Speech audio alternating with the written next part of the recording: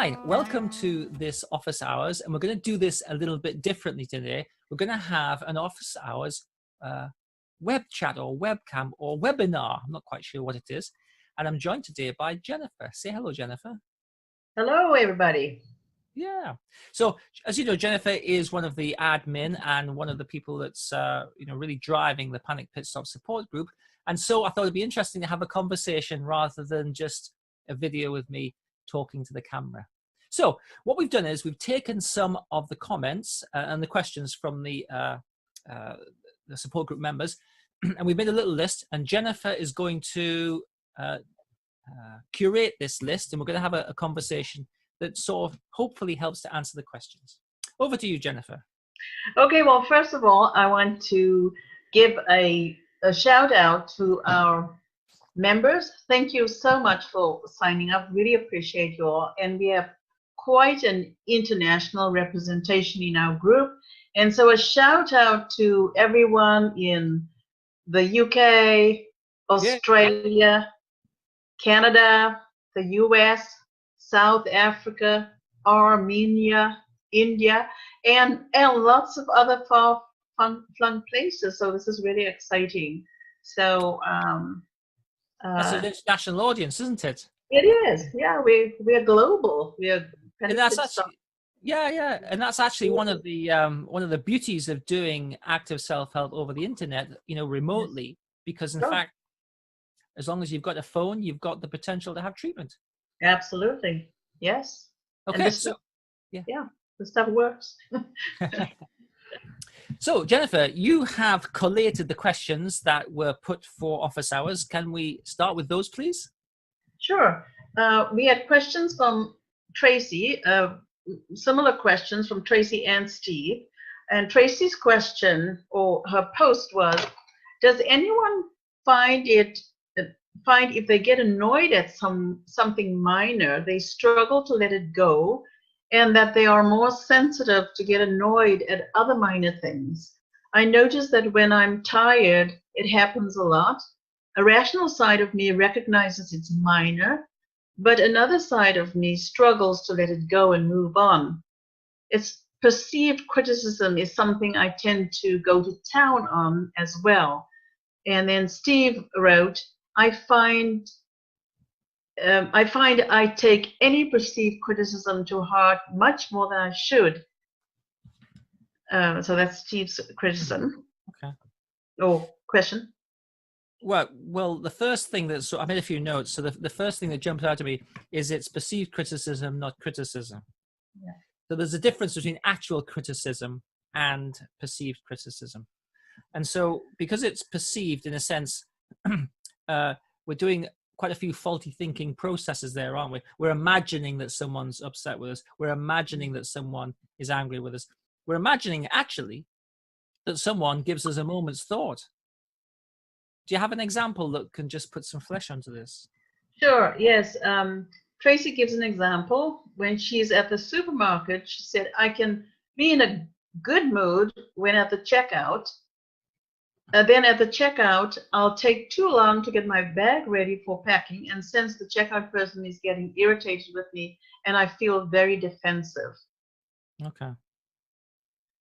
Well, that's a good example of crystal gazing, isn't it? Where you're imagining that you know something you couldn't possibly know. So the checkout person is, thinking of seagulls in clouds. And, Tracy's imagining that they're becoming angry or irritated. So faulty thinking processes are really prone to practice. So, you can really practice them, become really good at them. And then, you're really excellent at faulty thinking processes. And that's sort of a process. But, I think of the brain like a biological computer. And if you run a program in a computer, you get an outcome.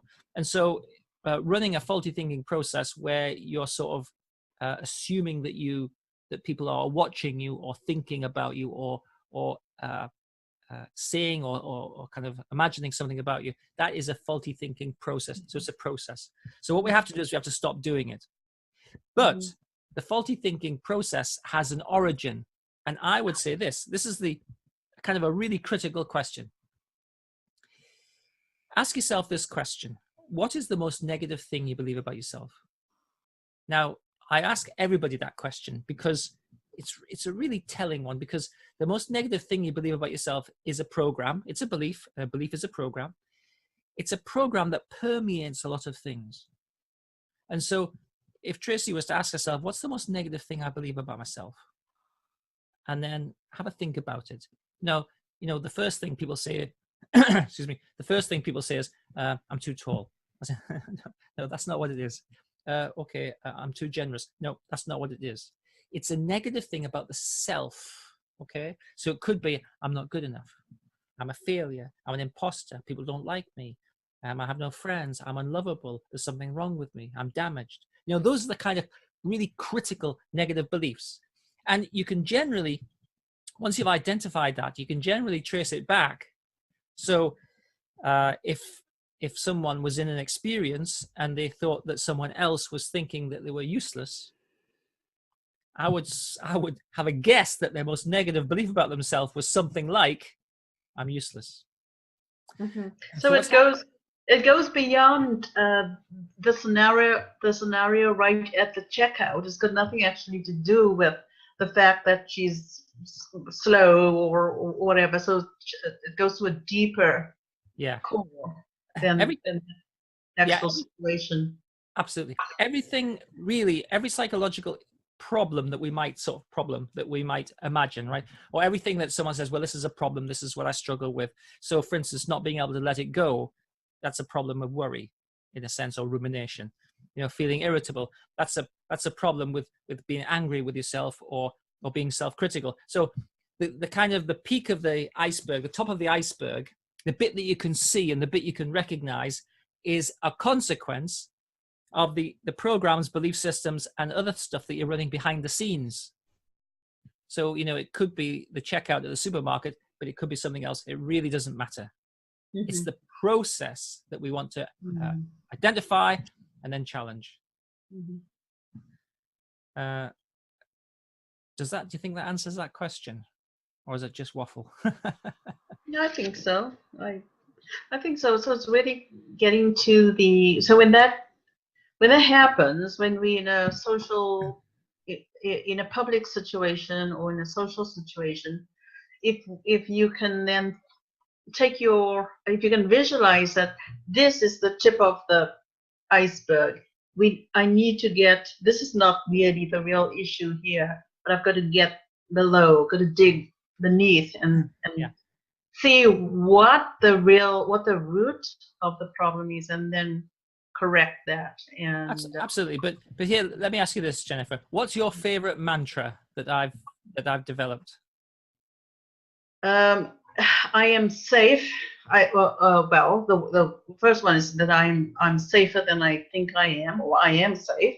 And the other one, sorry, I beg your pardon. Go ahead. And the other one, my two main mantras are I am safe, and that I have more control. I have more power and control than I think I am. Right. Yeah.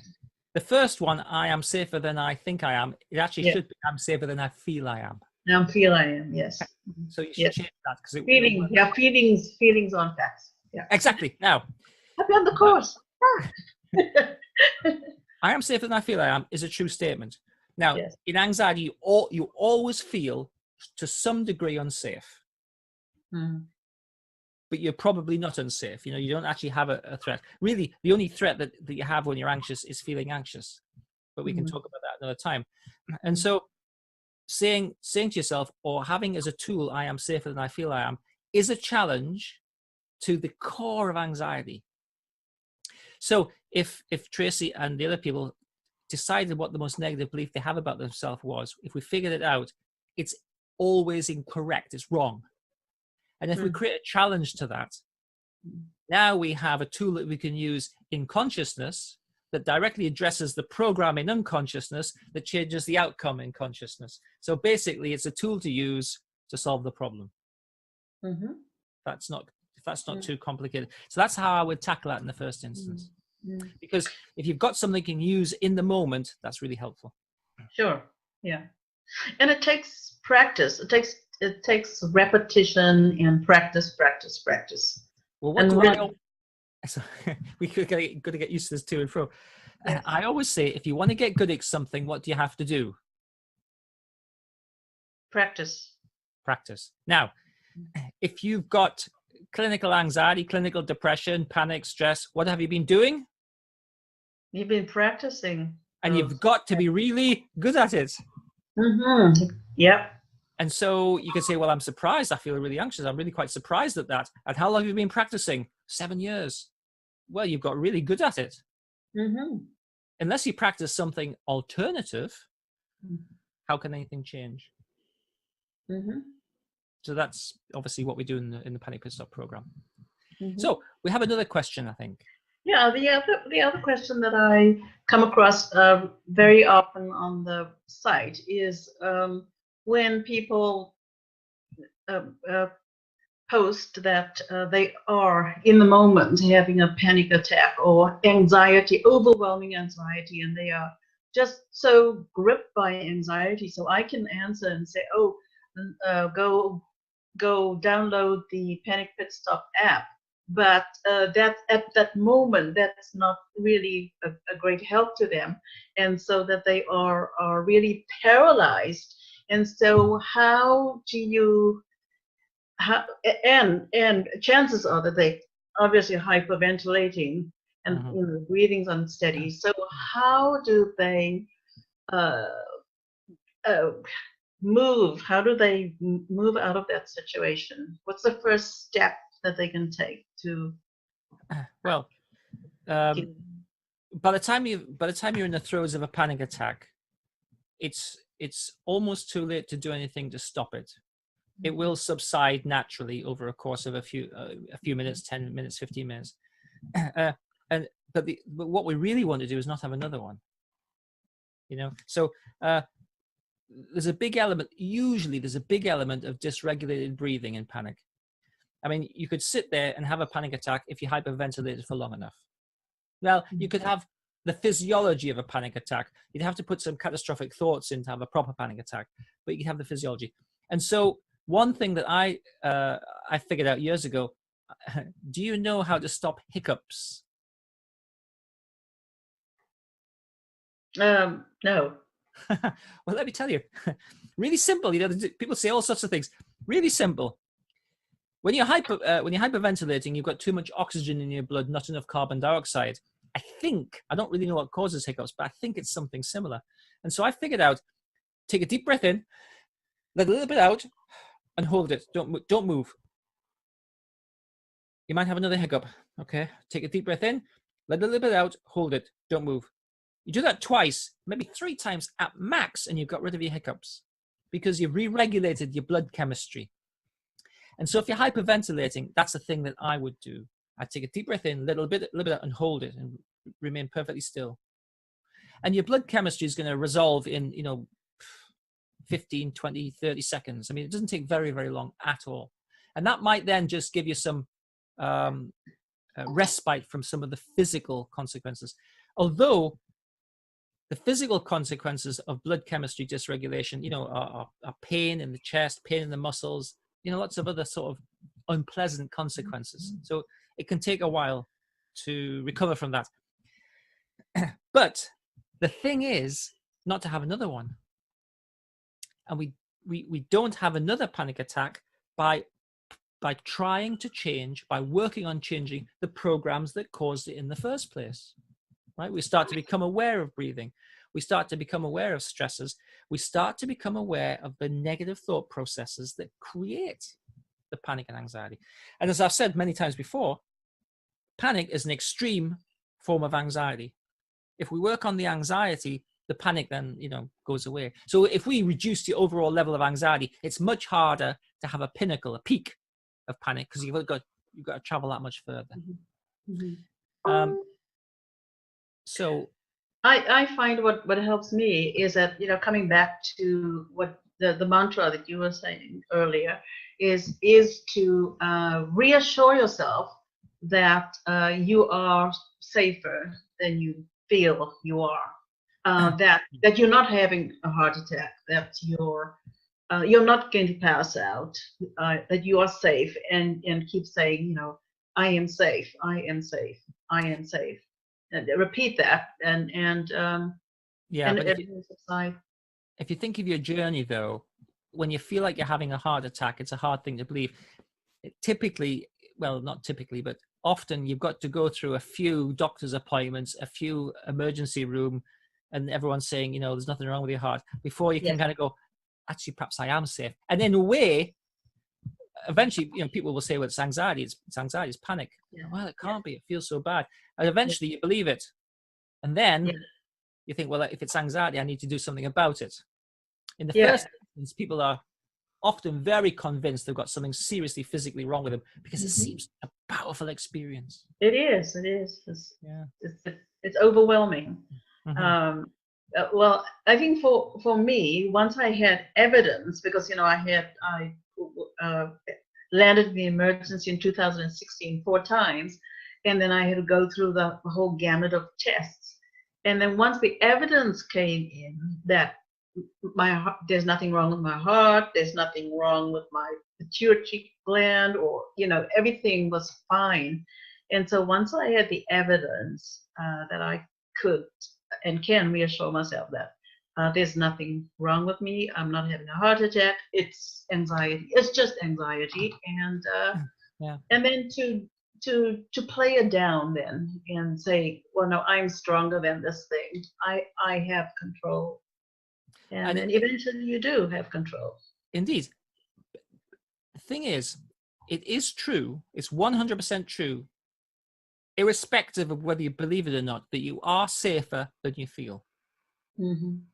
Now, in anxiety and panic, you feel unsafe. So what you're doing is, when you say that, you're actually creating what I've called before a personal observer viewpoint. You're creating a viewpoint that views your problem. And so you're separating yourself ever so slightly from the problem.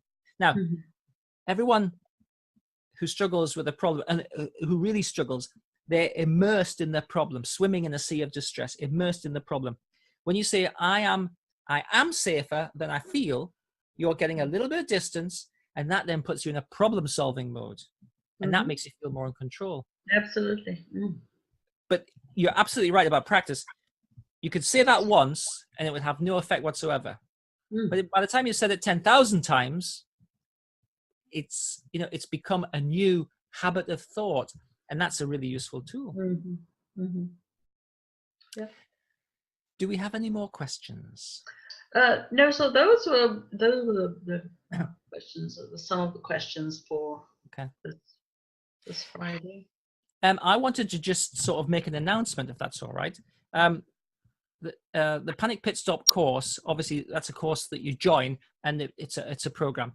And I've been talking to some people and they've been advising me. And so what I'm going to do is, there's some big changes happening at drpurvis.online.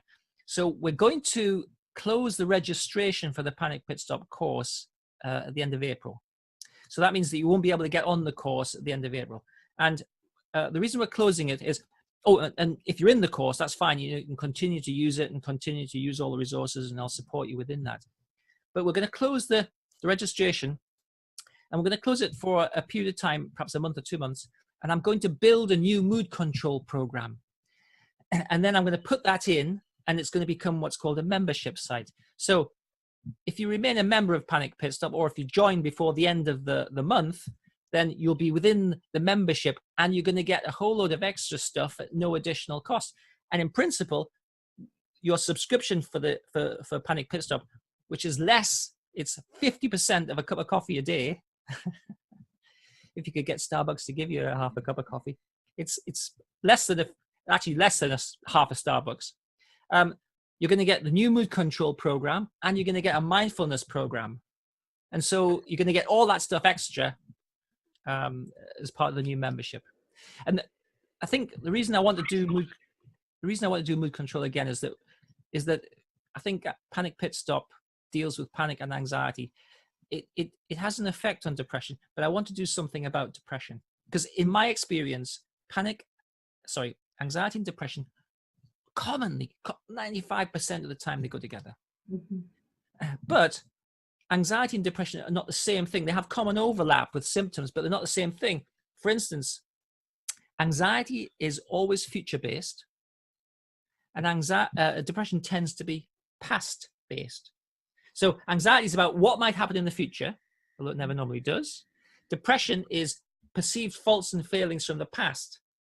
And those are quite negative because often they're about you know, they're kind of, depression's almost more personal. You know, I didn't do this, or there's something wrong with me. You know? So the mood control program, when it's finished, I'm going to be building it. It's twice as big as Panic Pit Stop.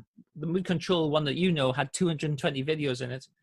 Wow. So I'm going to remake the whole thing from scratch. Wow. 220 videos, oh my word.